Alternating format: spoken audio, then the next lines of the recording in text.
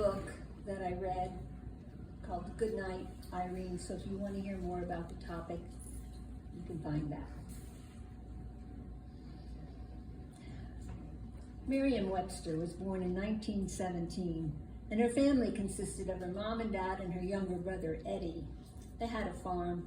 They weren't rich, they weren't poor, and it was a foregone conclusion that Eddie would get the farm. Of course, because he was a male. But Miriam didn't care, because she didn't want to be a farmer. She wanted to be something unique, something exciting. Her parents were fair-minded. They said, well, we have enough money to send you to normal school, and you can become a teacher. Miriam didn't want to be a teacher either, but she knew she had to take what she could get. And her plan was to go and get her degree in teaching, go to a big city. They lived in Kansas. She'd go to Topeka, Kansas City, a big city, where she'd teach a couple years and look around. And maybe she'd find something exciting. Well, Miriam went to college in the late 1930s, and the United States was gearing up for war. Hundreds and thousands of young men who wanted to defend their country were leaving their homes and their states, maybe for the first time, and traveling to camps where they would learn to be soldiers. Now, the Red Cross is the only volunteer organization that has a charter to work with the Army. Their mandate is to help the sick and the wounded, and that includes their mental status. So they decided that they would set up canteens and transportation hubs where there were bus stations and train stations where if there was a layover, a young man could go in and get a cup of coffee and a piece of pie. There'd be music there, and if there was a girl around, she'd dance with them. Or they could play board games or cards, or maybe just sit and talk. And these canteens were hugely popular. In fact, Miriam's brother Eddie might have gone to one on his way to join the Navy. Well, Miriam had just graduated. She was filling out those applications for those big city schools when she heard from her mother. Miriam, please come home. Please, your father's slowing down. He can't handle all the work without Eddie. We need you. Just come until Eddie comes home.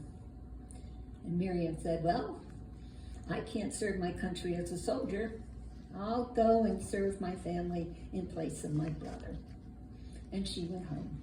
And even though Miriam could do just about everything her brother could do, her father kept slowing down more and more. Eventually he had a heart attack and passed away.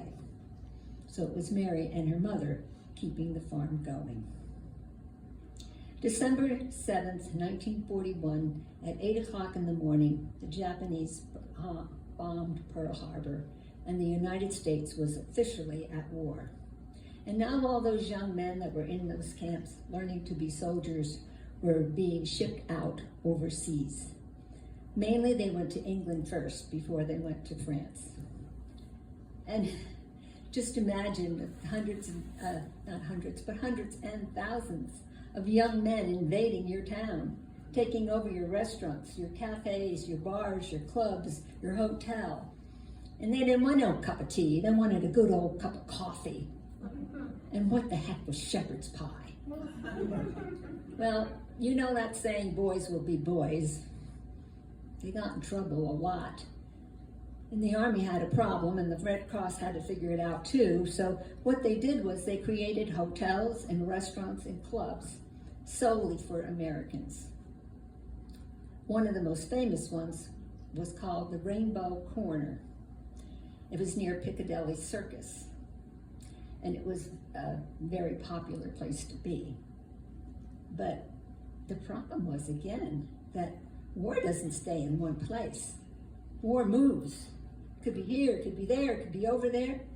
And the Army was on the move. And you didn't get your weekend off to go to London, go to the Rainbow Corner. You were out there in the field fighting. The Red Cross wanted you to have some respite and some relaxation, just like you got in the club. So, an ex-colonel, Harvey D. Gibson, decided that, we could take buses and we could retrofit them. You know, like open up the side, maybe with a shelf. We could put coffee pots in there, and we could bolt down a phonograph and put in records. We could have chewing gum and cigarettes and candy. We could have magazines and newspapers. We could deliver mail. We could keep a couple seats there. So if the men wanted to sit and chill out and relax, they could sit in the bus. But now we have the most important ingredient. The driver of the bus, the baker of the donuts, the coffee maker, and that had to be a woman and not a British woman. It had to be somebody that reminded the men of back home.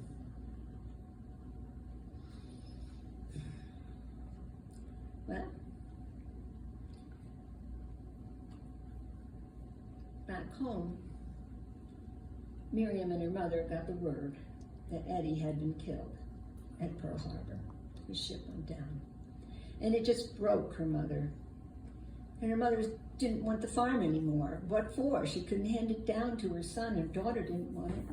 So she sold up and she moved in with her sister, who was also a widow. Well, now, Miriam was free to do what she wanted to do. But get back to those buses. The coffee urn and the donuts and the coffee and the record player and the loudspeakers. They called them mobile clubs, or club mobiles. You know what I call them? Party buses.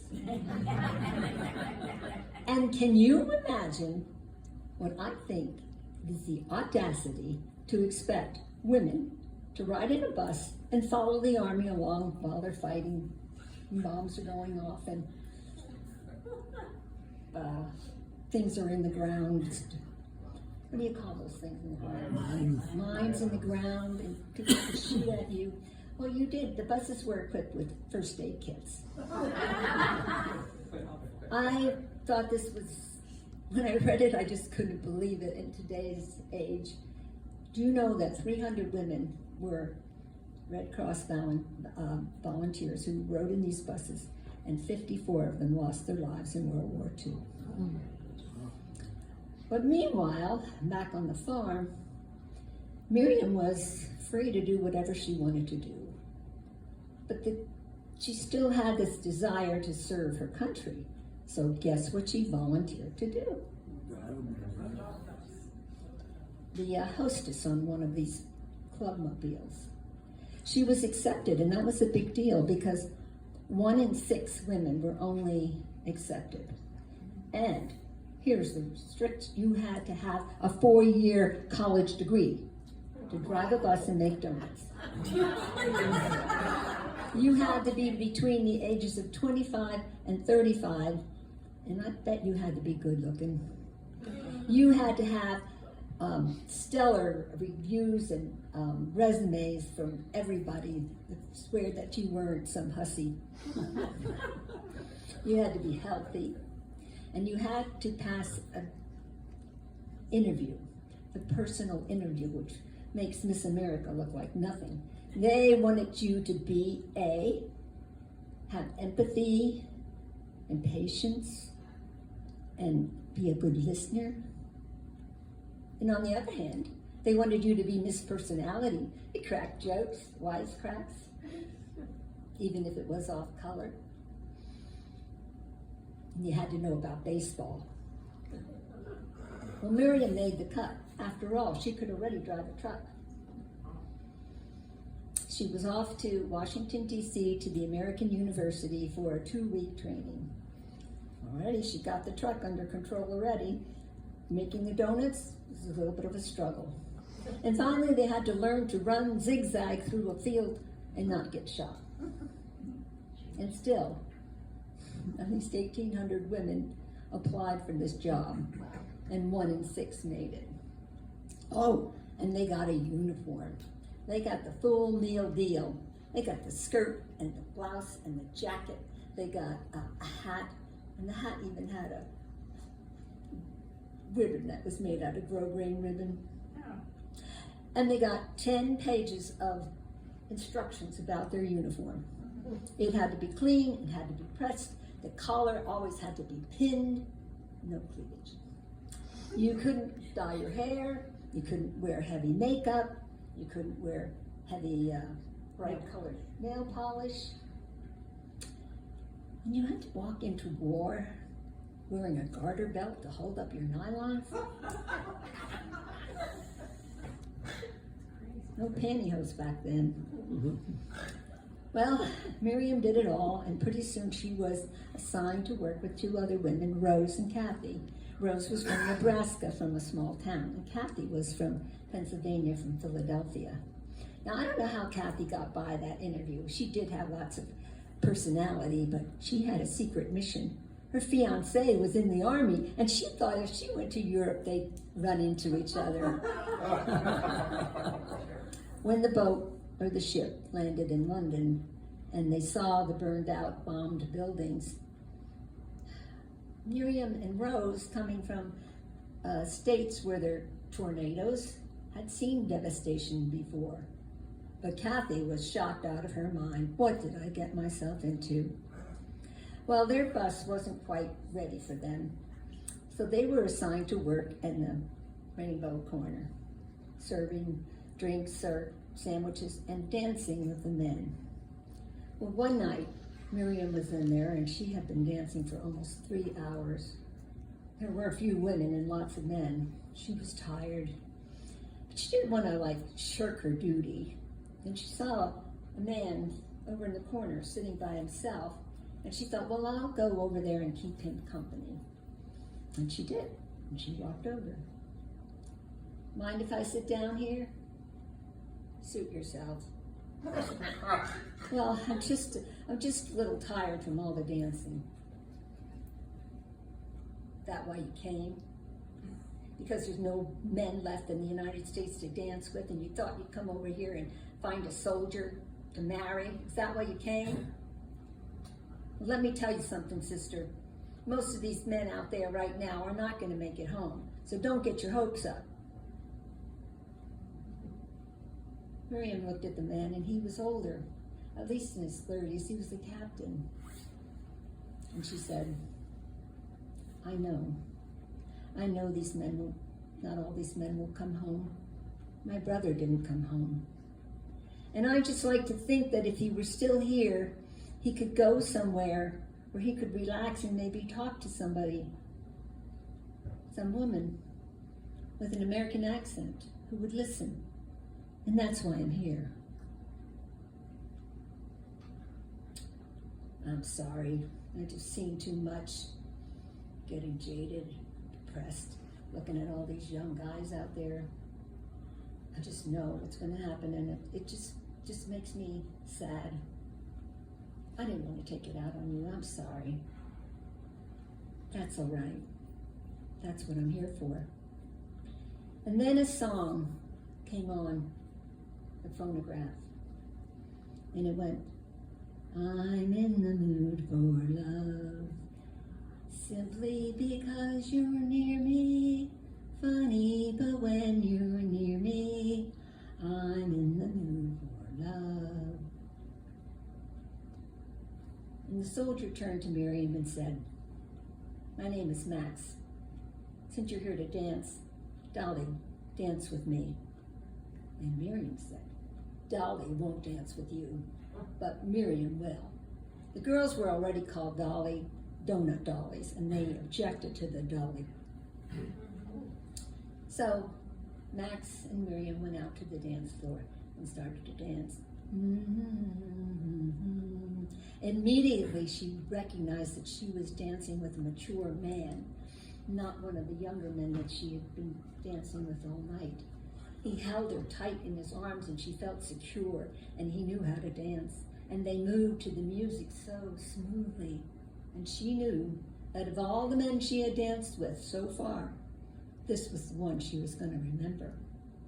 After the dance, they sat and talked a while, and then Max, that was his name, said, well, I'll see you around, Dolly. And Miriam said, you won't see Dolly, but I hope you'll see me.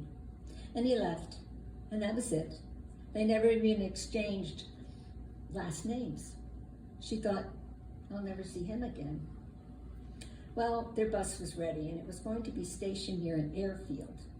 So they parked the bus, and the women lived like, I guess, a mile or two away, and somebody picked them up in a Jeep and brought them at 5 o'clock in the morning so they could heat the generator to make the coffee and the donuts. And the pilots would come out before they got in their planes and get over there to have a coffee and a donut and a smile from a young lady. Well, this was going on for a couple weeks, and the same men would come in 2 or 3 times. You got to know them. Hi, Joe. Hi, Hank. And sometimes Joe and Hank, well, maybe one of them didn't come back. It was hard when the pilot didn't come back. And what Miriam did was, in the evening, she'd go to the officers' club. And don't judge her. She'd have a drink or two, something to help her deal with the loss of those men that she had met. And one night she was in the officers' club, and a record came on. I'm in the mood for love. There was a tap on her shoulder, and she turned around, and it was Max. He said, I told you I'd find you, Dolly. You didn't find Dolly, you found Miriam. They got up and danced, and then after that, every 2 weeks or so, he'd make his way there, and in between, they started writing letters. Well, what happened was the Army decided to take over the orders for the buses, and Miriam's bus was going over to Normandy. Think about what he said, because that's what they saw. Now, it wasn't just that a pilot disappeared that they knew. Now they saw soldiers dying, dead. They saw emaciated children and women. All they had was candy. They gave them donuts. It was hard. It was really hard. There was so little you could do in a bus following an army. And they had to fear for their lives too, because they did get shot out, and the mines were there in the roads, and it was hard. But Miriam had Max's letters. I don't know how they did it, but they did it. Mail got through, because they gave mail out to men. And that kept her going. That kept her going. She didn't know how, but it kept her going. You know, sometimes that the bus would park. I don't know, a quiet time would come, and men would come to the trailer and have confession. They confessed how badly they felt about killing somebody, how badly they felt about their buddy dying, how much they missed their homes and their mothers and fathers and didn't know if they'd ever get back. And some of them got Dear John letters. And the 3 girls tried as best they could to comfort the men. Well, Kathy had it.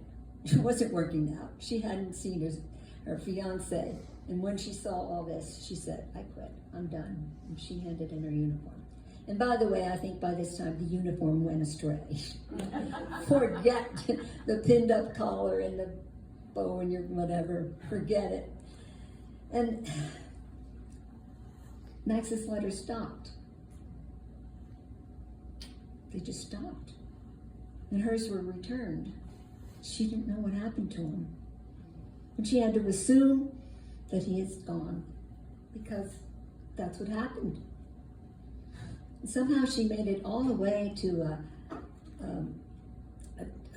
concentration camp that they took over. The Americans came in, where she saw the worst of it. And when the war was over, she went back to England to find whatever happened to Max. She wanted to pay her respects, maybe at his grave. And she found out that he wasn't dead. He had lost his leg, and he was in a rehab hospital. And she went and she found him, and she said, Max, why did you stop writing to me? I didn't want to saddle you with a cripple. I know how much you love dancing, and I can't dance anymore. I thought it was better if I disappeared. Marion said, "Get up." And she handed him his crutches. And he stood up on his crutches. And she took one away and threw it aside and put her arm around him and rocked. I'm in the mood for love, simply because you're near me. Funny, but when you're near me, I'm in the mood for love. Max, we can dance forever. Doesn't matter. And Max and Miriam went back to the States and got married.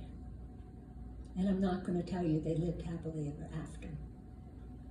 Anybody that's been through that war, lost people, saw people die, saw people they couldn't help even though they wanted to, had nightmares and memories that haunted them. So Max and Miriam lived gratefully ever after. Thank you.